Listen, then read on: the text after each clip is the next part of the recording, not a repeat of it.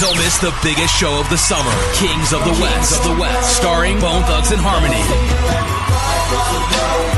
E40, Too Short, Mac 10, The Dog Pound, DJ Quick, Sugar Free, and Khadijah, live July 11th at Wells Fargo Arena. Don't miss Kings of the West with Bone Thugs and Harmony, E40, Too Short, DJ Quick, Mac 10, The Dog Pound, Sugar Free, and Khadijah. Get tickets now at HighVTix.com. Iowa Fireworks Farm is Iowa's largest fireworks store. 6,000 square feet of hand-picked fireworks, over 50 brands, and 1,300 different products to choose from. But they're also family-owned and operated. Iowa Fireworks Farm is the one stop you need to make before July 4th. You'll find them just south of the Metro. Take I-35 to exit 43 at New Virginia. Head east and look for the Big Red Barn. At Iowa Fireworks Farm, the toughest part will be deciding what not to buy. We recommend listening to the CW Pod with a glass of Steeple Ridge Bourbon. Grown, distilled, well-rested, and bottled in Erling, Iowa. Now from the Channel Seed Studios, this is the CW Pod, fueled by Steeple Ridge.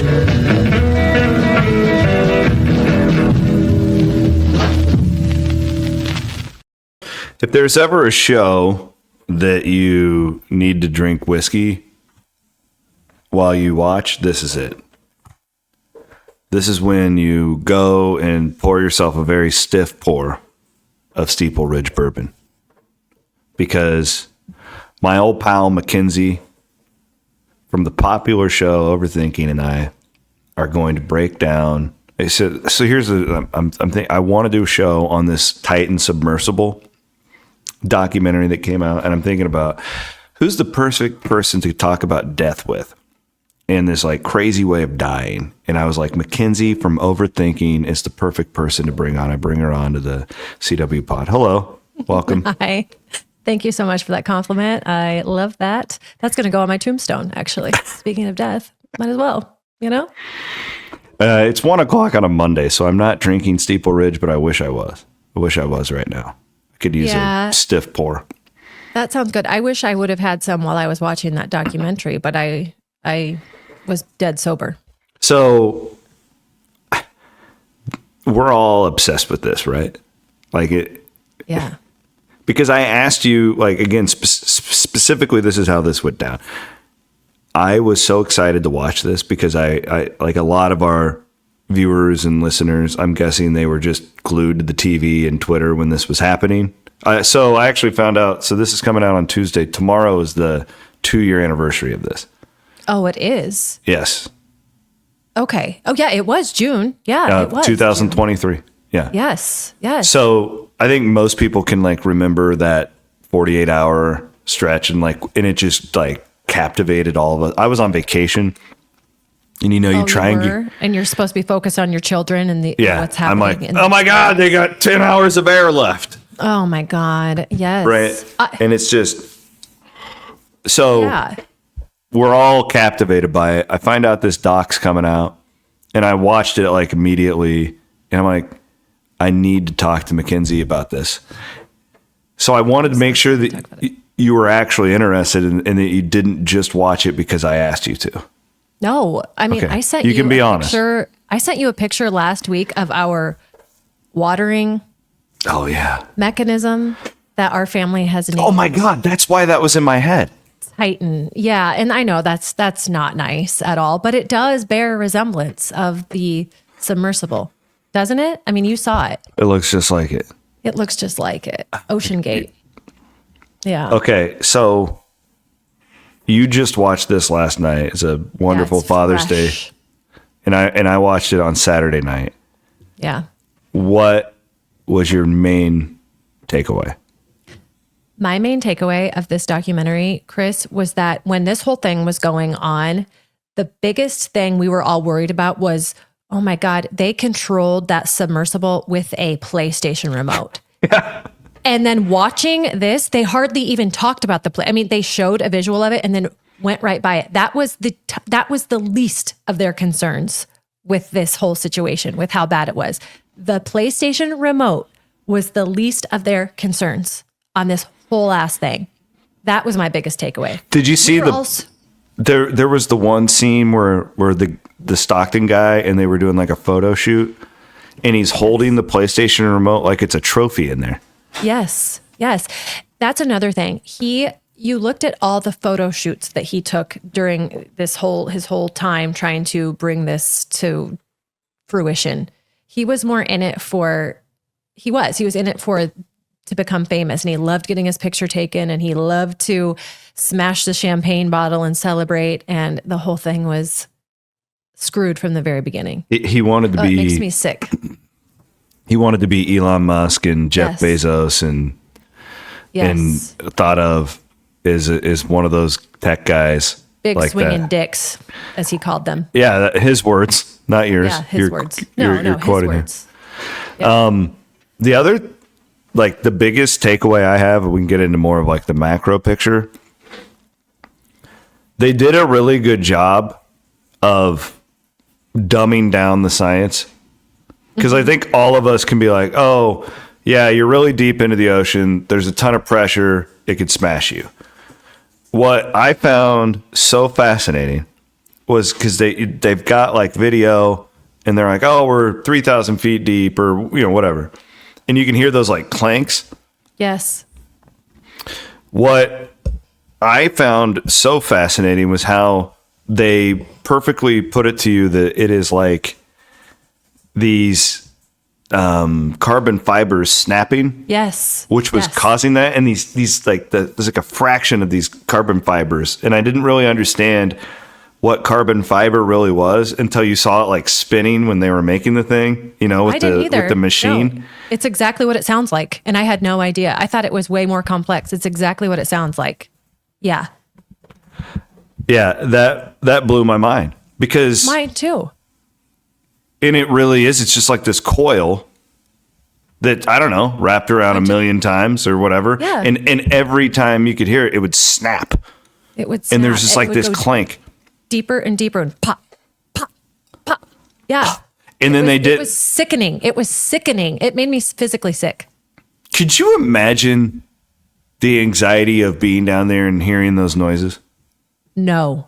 Even in the very beginning, this documentary starts and it's at the very beginning. It's just starting. And the music at the beginning was making my feet sweat and hands sweat. And then it started playing those pops before we even knew, because later on, obviously in the documentary, it tells what those pops are, but you could hear it. I was like, oh my God, I would rather, no, you couldn't pay me $1 billion to get on something like that. And we'll then, get to that later. And then you have all of these people. So like 3 engineers have been fired by the time they go down to the Titanic. Right. The whole team had been. They all challenge him and he fires them. Yes, because he's a huge narcissist. And I know, again, narcissist is one of those buzzwords that we all throw around every day, but we all know a narcissist. This man was truly clinically. My wife said the exact same thing you did. You do not need to qualify that. When we were watching it, that was exactly what she said. Yeah. He truly, obviously, look what he did. He obviously was a narcissist. He did it. But that son of a bitch, though, when you listen to him, and like he sounds like he knows what the hell he's talking about. That's just proof that when someone says something with conviction, you're going to believe them. He was such a salesperson. And in fact, one of his engineers said that he was a salesperson above everything else. Yes, he had a degree in something engineering. It was engineering, but he got like D's and F's. D's and F's. Yeah. Shit. Come on. But he's a good looking guy. He can talk. He's rich. Yeah. Rich. He can just buy people. Like the comments he would make, like, yeah, I'll spend $50,000 to ruin somebody's life. Yeah. It's somebody who, just because that person challenged him and what he was doing, and that person was his lead engineer at the time, and he just wouldn't sign off on letting this thing take the next step forward because it was completely unsafe. And he just fired him. And then he did that multiple times. And then there's the other aspect of it where, like, nobody can just, like, you and me can't just say, hey, I'm going to build an airplane and I'm going to take off. Right? Right. Like you and Jeff, you have all this land around you, right? Jeff can't just build an airplane in your shed and be like, oh, I'm going to build a runway and just take off and start flying. No, because like air traffic control, like there's stuff you have to do. When you're going underwater, like there's supposed to be some checks and balances, but there's not nearly as many of them because it's underwater. Right. And then they were like circumventing countries and stuff, so they didn't have jurisdiction over this thing. Like it kind of reminds me, I'm watching this Bin Laden one right now about how these like terrorists know like what to do and what not to do so they don't get detected. This Stockton Rush guy is like specifically doing things to skirt around safety aspects with this. Yes. And I was trying to understand why that was. It wasn't because it was going to cost money to get it classed or whatever. It wasn't. Was it because it was going to slow down his timeline? Yeah. Because he wanted to be as famous as fast as he could. And so getting these classifications from all of these different organizations was going to slow that process down. I think it was, or he was so confident and delusional that his thing was safe, even though it wasn't safe, because his test model never proved to be safe before they made the final like prototype. So I was just really confused on what his motives were to skirt around some of those things. Well, and then it had been beaten down, like the carbon fibers. Yeah. Like so many of them had broken by the time they went to the Titanic, which is why it just imploded. But no, I think it was wasn't it because that he had like deposits down to take people and he needed to get it going. Yeah.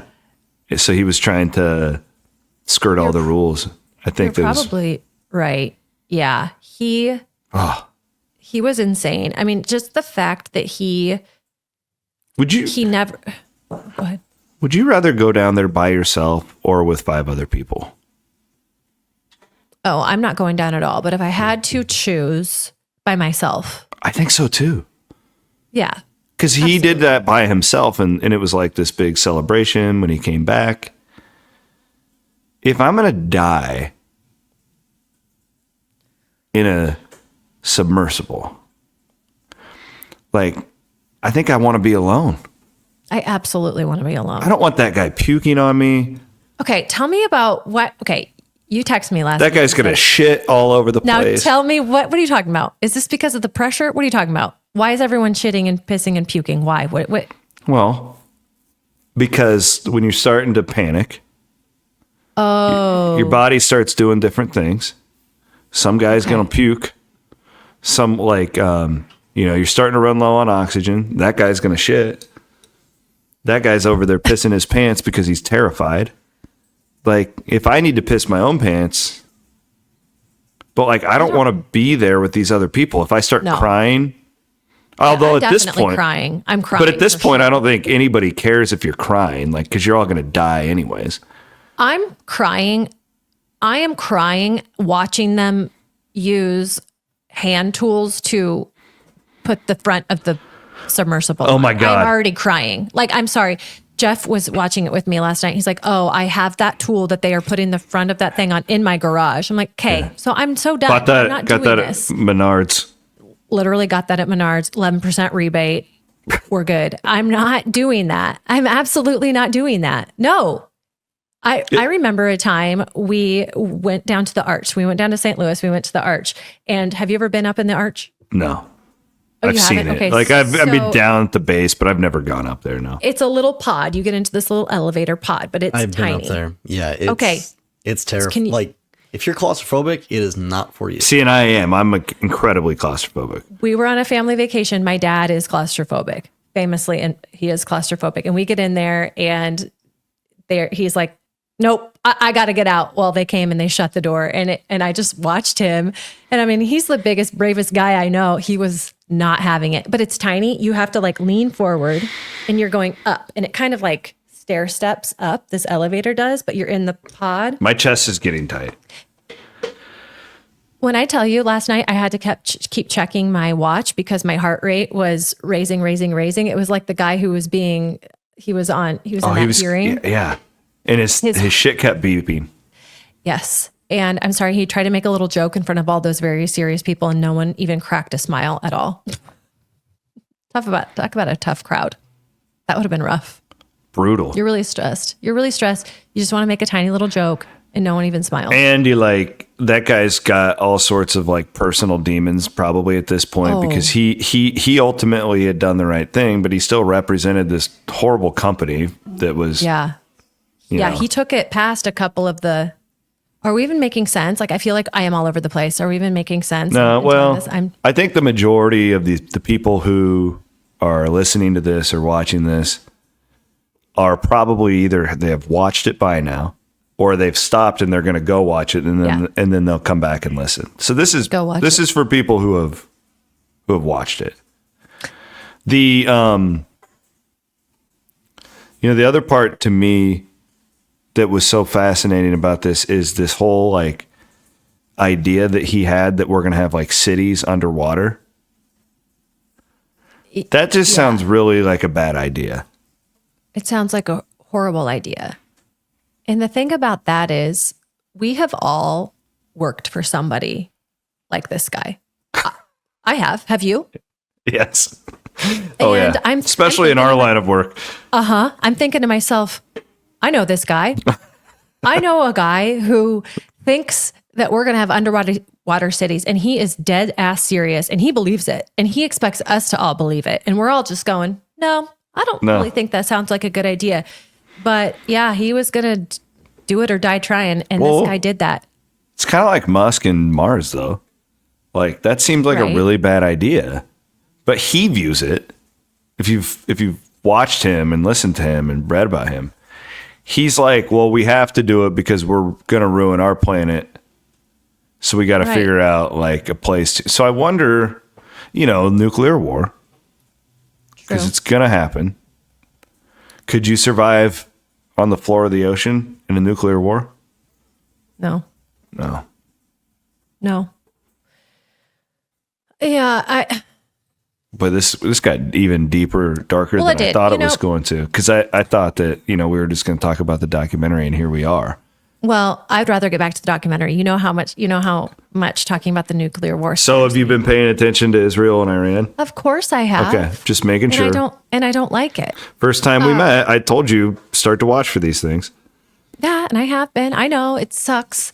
Again, you're always welcome to come down and hop in my bunker. Did you last week during overthinking, Cade put a long beard and long hair on you, and I said that that's what Chris would look like after a couple months in his bunker. You look great, by the way. Without the hair. Without the hair. Well, yeah, that ain't happened. There's studies on, because Scott's going to hop on it on this hair regrowth. It's at one of these big universities. That's another thing I want to talk about. I've completely quit. I'm not trying anymore. Okay. Well, you look great. You don't need it. Thank you. So this Stockton Rush was working with the University of Washington, right? Yeah. On this project.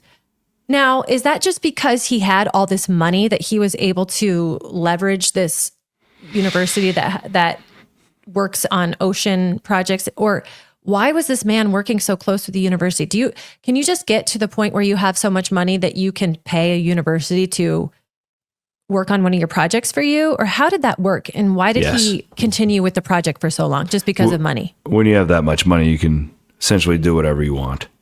Right. Like he's I was quoted. Just so confused. He's quoted that he would buy a senator, like needing some legislation to pass. Like this guy. I don't think you understand, based on what you just told me, how easy it would be for a millionaire to walk into one of our universities to a department and be like, "Hey, I need some interns." No, I get it, but I just these guys think they own the world. They can do whatever they want. They do, but I was just I was confused. I thought I missed something that. Yeah, these kids and these students and these people are all these resources for the college, the university are working on this project for this billionaire. What about the lady confusing. Who quit her really good job to take a pay cut and go and work for this OceanGate because she's just like, oh, it's all my passion. She's like their bookkeeper. Yeah. Yeah. She You just know what? wanted to do it. It kind of reminds me. Did you listen to the shoot? Aiden, are you still there? I don't see his picture. The Free Willy podcast series. No. Aiden, look this up. The New York Times did it. It's unbelievable. You should listen to it, and then we'll do another show. Oh, I will. It's about how they tried to save this whale after the movie, because this Like whale, the whale. From Free Willy, and tens of millions of dollars went into trying to save this whale. And you had all these people who claimed that It they wasn't were Blackfish, was it? No. the good whale. I've seen Blackfish. That's the expose on SeaWorld. SeaWorld. That's right. Yep. This is about this whale, like Willie. It's about Willie. I loved that movie, by the way. Classic. Everybody loved that movie. Classic 90s movie. And that mammal jumps over that boy. Yeah. And I remember watching it and being like, that was real. And my mom was like, no, I believe that was an animatronic whale. I was like, no, it was real. That was a real whale. It was real. It was Willie. That was Willie. That was Willie. So Willie became this like giant celebrity after the movie, because all these kids is like, oh, I want a pet killer whale, right? Like you probably want. Of course. Yeah, I was obsessed with drawing killer whales during that time of my life. Of course you were. Obsessed. Well, so this whale, it's called The Good Whale. It's a series. I want to say it's like 6 parts. It's a really great if you're going on a vacation with the family, because you can listen to it and it doesn't have like swear words and stuff like that. Oh, okay. Okay. And like, honestly, like my 10-year-old followed along, and it's like, maybe, how many parts? 6 episodes. Yep. Okay. New York Times did it. But this whale is being like mistreated. It's not like, it doesn't have proper aquariums to swim in or whatever. And all of these like people get involved because they think they're doing something like incredibly noble, and they just like stupidly make these decisions based on their passion for this whale. Oh God. And then you have all these bad actors get involved. And it's a little bit like this, because you have this young girl who this Stockton Rush tells her, you're going to be the face of our company. She has no qualifications. And first female pilot of this thing. And she's like, I am the, like you said, bookkeeper. I don't think so. It's just crazy. We've all worked for people like that. It's an optics thing. And it's, how can I make this look good? How can I make this look successful? How can I make this look like the first, the this, the that? And it's behind the scenes an absolute shit show. It was mind-blowing how many things were going wrong. And he was just out there selling his story to CBS, almost getting that CBS reporter on. Did he go all the way down, or did he have to come back up because the fog rolled in? Well, wait a minute. That was the influencer. That's right. Oh, I wrote notes during this whole thing, by the way. I cried when the influencer was crying. That's the only time I cried during the entire thing. But I looked him up. He's really good. Scuba Steve or something like that. Dude, he has like 14 million followers on YouTube. Yeah. Yes. I mean, imagine had he been one of the people who died. This would have been even bigger. And that's just another conversation with what the world how the world views influencers and things like that. I mean, it's truly crazy. My God, I am still stressed from this. You look like it. I can tell that you're. Yeah, I wore a tank top because I didn't want to sweat.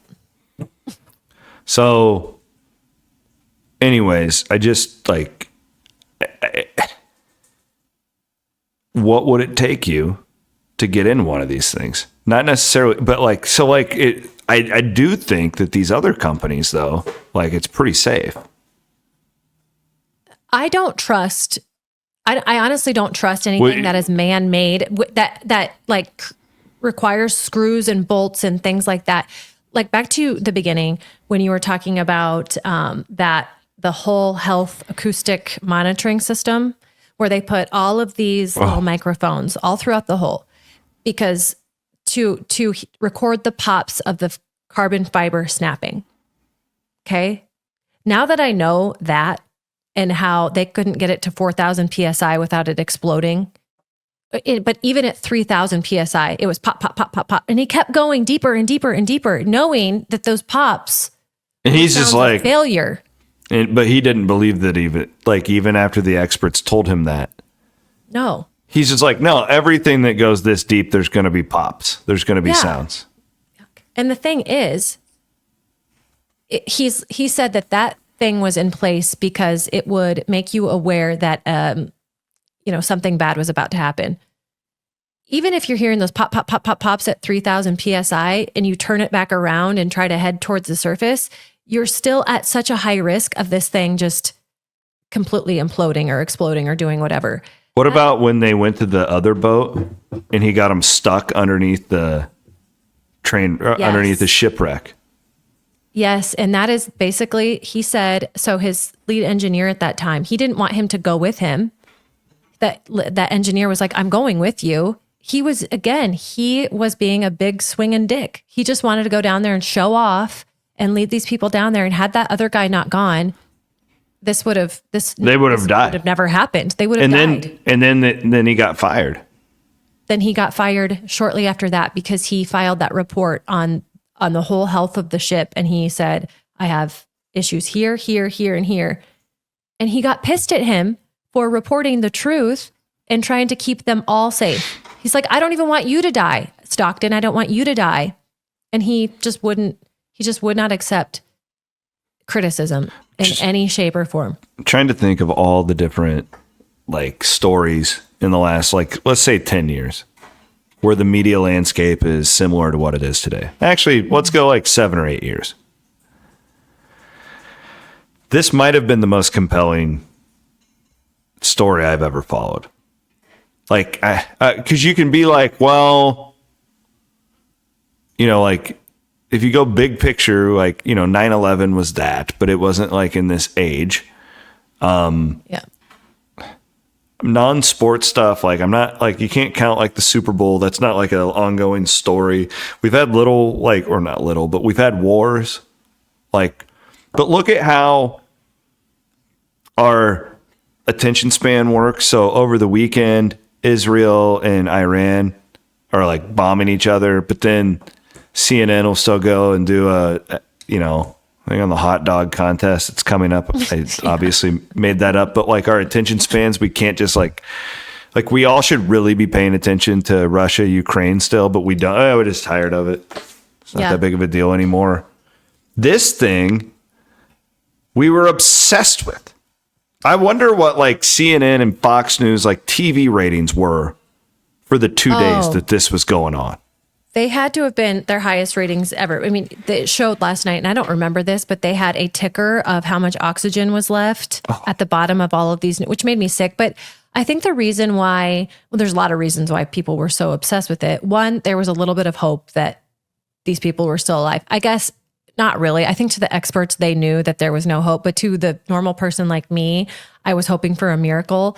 And so, I was like you when on your family vacation, I was doing the math of the oxygen and the days left and the people. And I felt so bad about that father and son that was down there. And then reports are coming out that the son didn't even want to go down there. And I was just sick to my stomach.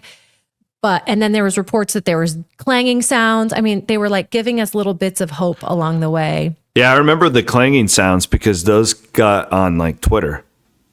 Yes. Somebody recorded the Coast Guard talking, or I don't remember what it was. And we're all like, oh. Yeah, I know. But I part of me is very skeptical though. You think it's a hoax? No, I don't think it's a hoax. Oh. Part of me thinks that they knew sooner that they were dead. Oh, I think so. I think the experts knew right away. But they had to Dead. Try. Yeah. Kind of like that Malaysian flight. It's we're still looking, but this isn't good. No, you're right. I think that was the last time everyone was pretty obsessed with. And how long ago was that though? The Malaysian flight? 7 or 8 years ago. So when we were on vacation, we were with a friend of mine who is a, what's his title? Really smart guy, PhD, put it that way. And he does he's a veterinarian. And he was explaining to me how our military has these fish in these like plants. Swear to God, this sounds insane. It does. But I swear to God, it's true. Okay. They've trained fish to be able to detect sonar from like a Chinese nuclear sub. And then the fish... How do the fish alert? Okay. Yep. They make a sound. The fish make a sound. Yeah. So The like fish make sounds? when the Chinese or the Russians do something they're not supposed to, the fish...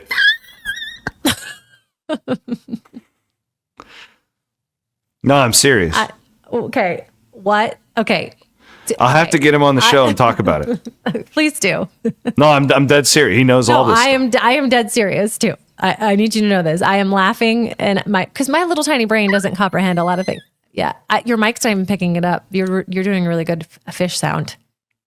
So now, Good fish sound. and now they've done it with like plants, because plants are living things. You can train them. Of course. Yeah. I saw a TikTok where this woman talked to the tree and told the tree to touch her shoulder, and it did. So it obviously was on way. TikTok. There's no chance that happened. I'll send it to you. Yeah, I'll send it to you. I'm gonna try it. So I guess my point is, the buddy we were vacationing with, his family, and he's probably the smartest human I know. Okay, like this guy's not a bullshitter. This isn't.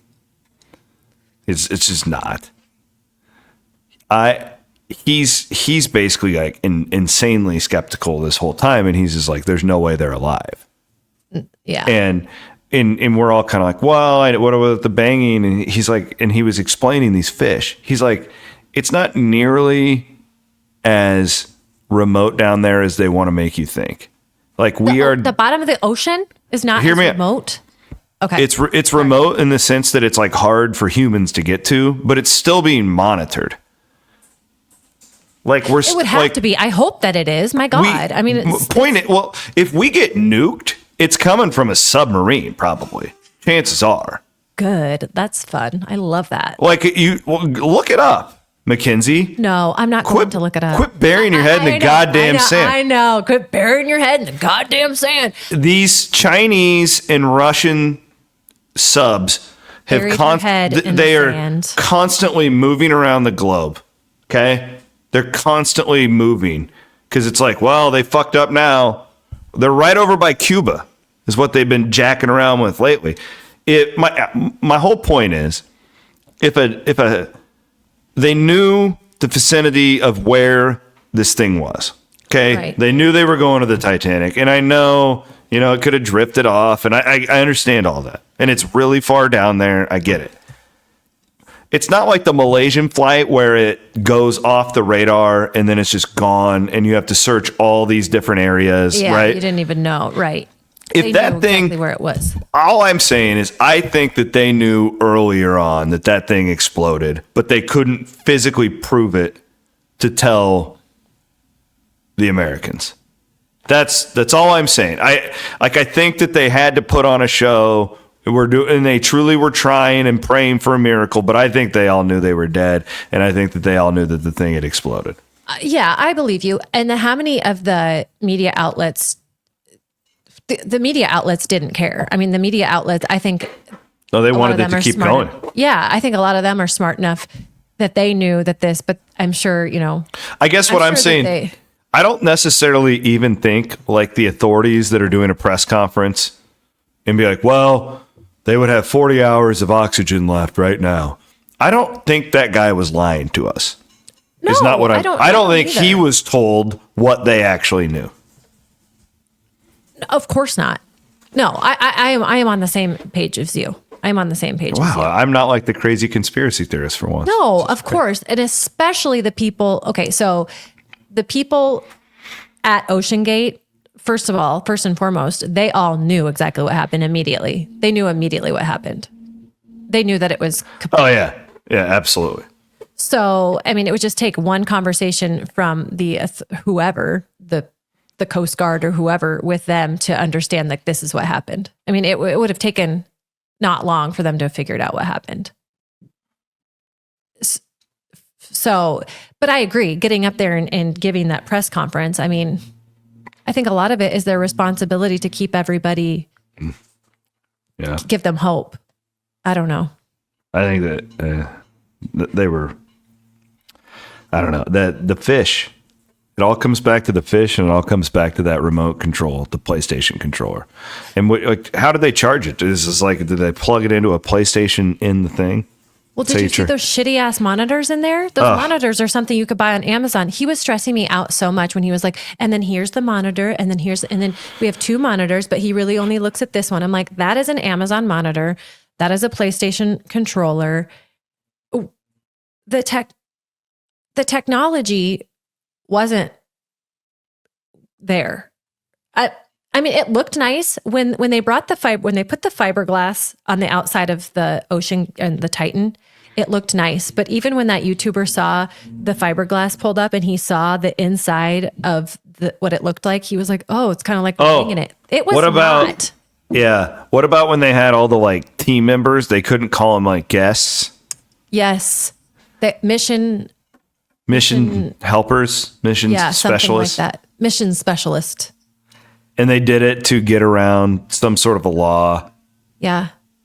That they weren't a tourism group, basically. Yes. What would it take you to get on there with all the paperwork you had to sign where it said death probably 15 times? What would it take for would you have done this? I'm a Titanic nut. I am too. Trust me. Here's the deal. Obviously, with hindsight, I wouldn't get on. No shit.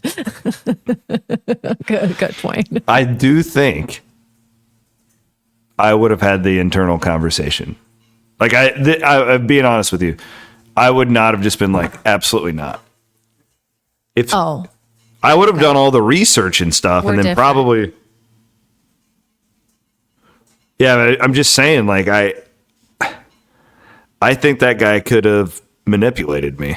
Oh, yeah, absolutely. And like the CBS guy said, the guy from CBS, he said, why would I not? He was confident. He sold this to us. He wanted more people to, he wanted to spread the awareness for this. He was so convincing in how he spoke. I had not even one question mark. He was so confident in Stockton. He had no questions. Yeah, I'll do it. Of course. You have obviously gotten this thing checked out and classed, and at that point it had only gone down there like 9 times or something. And they had a problem every time. Every single time. It never had one successful trip without popping. Without something fucking up. Without something messing up. And he said, I don't care. Go ahead and do it. That's what blows my mind. It never had a successful trip. And that's the thing. Obviously, if I knew that, I wouldn't go. But I'm just saying, like, I think that guy would have sold me a bill of goods, and I'd have been like, but the one thing. So I don't think so. I think you're selling yourself short. I am a very skeptical person. When someone says something to me, I assume that they are not telling the truth every time. Yeah. I know you really well. I don't think you would have. No. What would have held me back ultimately was the claustrophobia thing. Like not that. Your family at home. My family, not your family. Going, Daddy, don't go. Assuming I don't think I'm going to die, obviously. You could be crossing the street, Chris. I know I could, and I live life like that. Yeah. But like, there's a really funny picture of me. We were in Mexico once.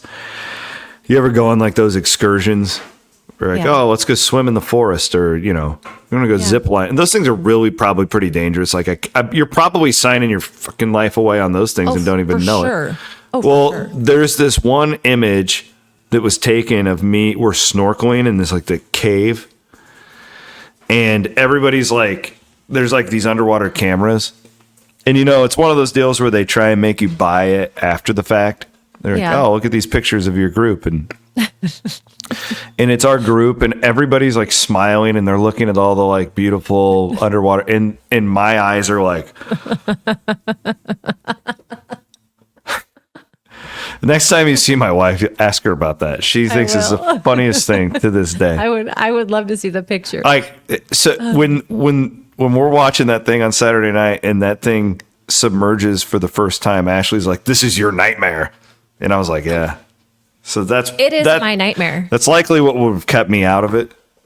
But God, Titanic though, it's like it's unbelievable. Like, I know, but what are you going to do when you're down there? You're just looking at it. It's the same as looking at a picture. It's not like you're right. I don't know. What's the point? I don't know what the point is. I really don't. And I was thinking about that last night. I love the Titanic too. I love the history. It's so fascinating. I just don't know what the point is. I would rather travel to. Would you go to space? The Colosseum. Space? No. Yeah. No. If somebody was like, Mackenzie, we want to take you to the moon. No, Free trip look what to the happened to moon. Katy Perry. Look at those dumb bitches. There's no way I'm going to sign myself up for that. No. I don't want to go to the moon. Why would I want to go to the moon? I would rather travel to, like I said, the Colosseum. See history that happened here on this. Yes, the Titanic is on Earth, but. Well, you're pretty bigoted towards Earthlings. You know that? Yeah. Sue me. God bless I can't you. help it. You know? Yeah. That entire thing, it stressed me out from beginning to end. And then I had to go to sleep right after that. Oh, good and I luck with thought, that. this isn't going to be good. All right. I wanted to pick your brain on one more thing here. Okay. Taking daughters to Florida this weekend. Yes. Big present for my 10-year-old. My 10-year-old daughter is a massive Avril Lavigne fan, which is Right on. wild because Avril Lavigne was not in her prime, when my daughter starts listening to her. How old are you? 37. Okay. I'm sorry. Was that rude of me to ask you that? Yeah, you don't ever ask. No, it was not rude. I've talked about my age a lot. Okay. So, like, we're basically the same age. Like, Avril Lavigne was the shit Hell yeah. in like high school. He was a skater boy. She was a skater Said, girl. "See you later, boy." She said, "See you later, boy." He wasn't good enough for her. What does it say? Is it that my daughter loves Avril Lavigne, like Alanis Morissette. She really loves Lainey Wilson in the country scene. She likes these like renegade type women. It's kind of like how she sees herself. I took her to Hot Topic the other day to get some jewelry. They still have Hot Topic. Oh yeah, It still exists. we got her a badass leather like hair bow to wear with her Avril Lavigne t-shirt. Yeah. Like What we're a gonna badass. I'm Oh, yeah. loving this. Yeah. No, it's gonna be dope. Like, and Simple Plan is opening. Oh yeah, no, this is gonna be great. I'm addicted to you. I followed them on Instagram for some reason. They've been doing a countdown to Avril on their Instagram. Really? So yes. So yeah, you need to follow them. We've been listening to the Simple Plan Avril set lists that we found. Right on. Like we are so ready Yeah. for this concert. But I've been thinking about it. Like, what is it about like this? Maybe she's just really cool. But like, it's funny because she talks about all of her friends and what they listen to, and it's like, oh, Billie Eilish and Taylor Swift and Basic. like normal stuff that 10-year-olds are listening to. Yet mine is stuck in the 2000s. But I what think were you it's listening really to? cool. I think it's awesome. I think it's so good because she's also listening to the modern day stuff. I think it's so good to have more of that. What's the word I want to use? She's more cultured. Culture, in a yeah, way. that You was know the word I would come up with. That's not the yeah. word that's not the word I wanted to use. But what were you listening to when? And I'm not trying to compare myself, but I remember I would go through all my mom's CDs. I was listening to Neil Diamond. I was listening to Blondie. I was listening to ABBA. I was listening to all that stuff when I was her age because it was good stuff. Good music is good music, so that's great. It's great that she's open. What is the word I'm looking for? I feel stupid. I can't. What I like about it is she likes the lyrics. Yeah. It's like she's listening to the messages more so than just like, oh, I like the way this sounds. And boy, this Avril Lavigne, Especially Atlantis. They're kind of well, and that's a little bit of a thing, right? Like when I had to explain to her that Uncle Joey? Yeah. Uncle Joe? Yeah. That was a whole deal. That was a whole deal. How could Joey be so mean to It out. No. Well, Joey, goddamn. So, and the other thing I've been thinking about with this is what kind of a crowd should I expect at this Alanis Morissette Simple Plan concert? Because again, like I can't imagine there's a lot of 10-year-olds there. No, she's going to be very, very young for this concert. It's just going to be a bunch of like old moms, right? It's going to be a bunch of old washed up moms like me. Yeah, it is. Yeah, lots of tats. You're going to see a lot of Monster Energy drink. Yeah. Tattoos, a lot of long cleavage because, moms. Yeah, the gravity. We've been through it. You've been in the submersible. Yeah, exactly. The pressure. Yeah. Just the stress of life. She's gonna be young. So is it just the two of you? No, all four of us are going. You're all going to the concert. Okay, Elise is going. That's good. Oh my God. Well, she's gonna be hooked next. What's she listening to? Is she? Whatever Big Sister listens to. So that's great. Yeah. And she likes Elise kind of likes anything I like. Yeah. So she likes country music. 90s country is her thing. Oh hell yeah. Cash is really on the Hardy favorite country song right now. Oh my God. His favorite song. Elise's favorite song too right now. That's so crazy. I've told you before, those two are a lot alike. They're just. How old is Cash? He's 5. Oh God, they got to play. We got to get them together to play. I know. They would have a ball. They really would have the best time. That's really funny because I think if you asked Elise right now who's your favorite, she would say Alan Jackson. And then I think she would say Hardy. Yeah. Cash would say Johnny Cash because of course. He likes the name association. And Hardy. Yeah. I love it. It's so much fun. I really like Hardy. I shouldn't. He's like against all my like douche country and all that, but I really like his music. I really like it. That little album that song is on, all those songs are good. And they're they're just so trashy, I love them. I just love it. It's so catchy. I like the one, Red, the Morgan Wallen one. Oh, it's a good song. I know. My and then the new Morgan Wallen one with Hardy's really good. Come Back as a Redneck. Like it's like I know that I'm playing right into the douche country here, and I'm just feeding, but I like it. Like I can't explain it. It's catchy. I think they have figured out. Talk about science. I think that they have figured out the chords and the stuff. It's like heroin. It just. Have you seen that documentary? You hate it, but it's so good. Have you seen that doc about Ace of Base? No. I'll send it to you. It was like 10 years ago. I probably watched this thing on Netflix. I don't even know if it's still on. I don't know if it was like a Netflix thing or they just picked it up, but like these producers in the late 90s, it was when they were really studying like brain waves and stuff. Oh, and they were totally tricking our brains. Oh. With these different types of like chords. Yes. And I saw something the other day, and I always say that I'm undiagnosed ADHD, but it said, if you are, here are the songs that you will like. And they played all these songs because it itches a certain scratch in your brain if you have, autism or ADHD or whatever. I'm like, yeah, I can see why. I could see me liking all of these songs. You need to talk to my wife because she always says she has undiagnosed ADHD. And I wonder if it's just like the mom thing. I think it's the mom thing. I think it's our collectively our attention spans are like this. It is moms thinking of 800 different things at once.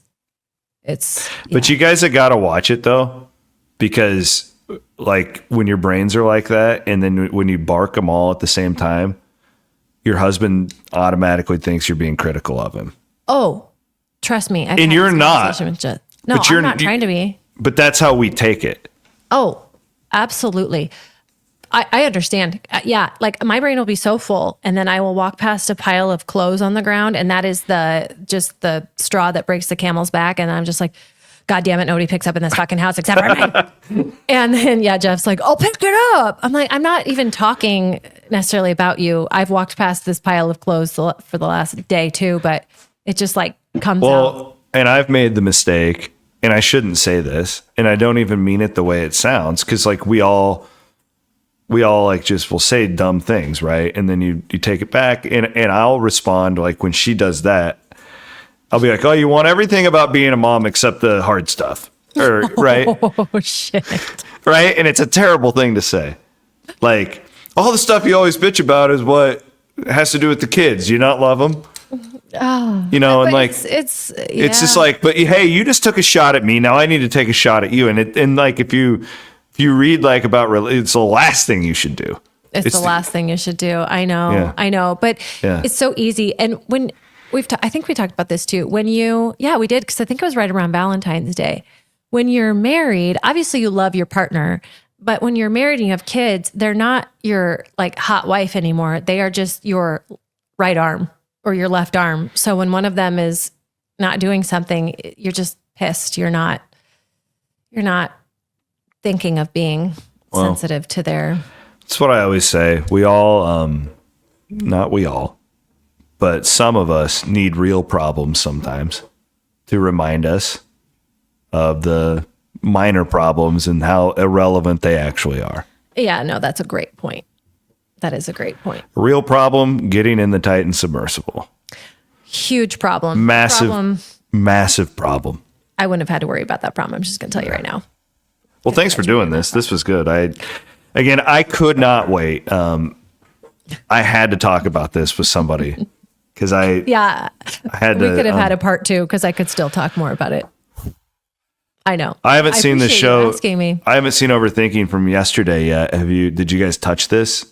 Did you hit on it at all? We didn't. Okay. Yesterday's episode was really, really good. It was one of our more, I don't know. It was chaotic, but in a really good way. It was fun. Shocking. That show's chaotic. It was, you guys don't think that it's organized, but it is truly organized chaos. Oh, I know. I know you. It has to be organized to keep Sipker on a rail for an hour. Well, we talked about him. I mean, he told a very disturbing story. If you haven't listened, you need to go back and listen, about walking in on his priest on the toilet. And he didn't talk about it until just yesterday. And I'm like, I think we're maybe uncovering some What is trauma. it with our co-hosts and priests? That's what I'm saying. I think something happened with that priest and Hassel. Like something... I'm not saying that the guy like sexually abused him or anything, because that's what you think of with priests. Of course. It's the number one thing you think of. You know what I'm saying though? Like, yeah, I'm serious. Hassel's got like, he's one of my best friends in the world, but there's so many layers to peel off of this onion, and we're just getting started. I have a feeling. I think maybe you guys should take some time this week when you're together and maybe just breach the topic and just say, hey, Chris, I know you probably, it's hard to do over text, over calls. Like, did he touch you? Together. Did that priest touch you? Did he touch you? Did he try? Did he get handsy? I don't know. It's worth the conversation. That's what Aiden friends Wyatt producing the program as always. We're presented by our friends at Steeple Ridge Bourbon. Go out and buy yourself a bottle. Watch Overthinking every Monday at noon. Watch more of Mackenzie, Scott, and Cade. And 2 guys coming up on Thursday. We'll have Murph and Andy tomorrow. And then all of our other great programming at Iowa everywhere. Later. Have a good week. Bye-bye.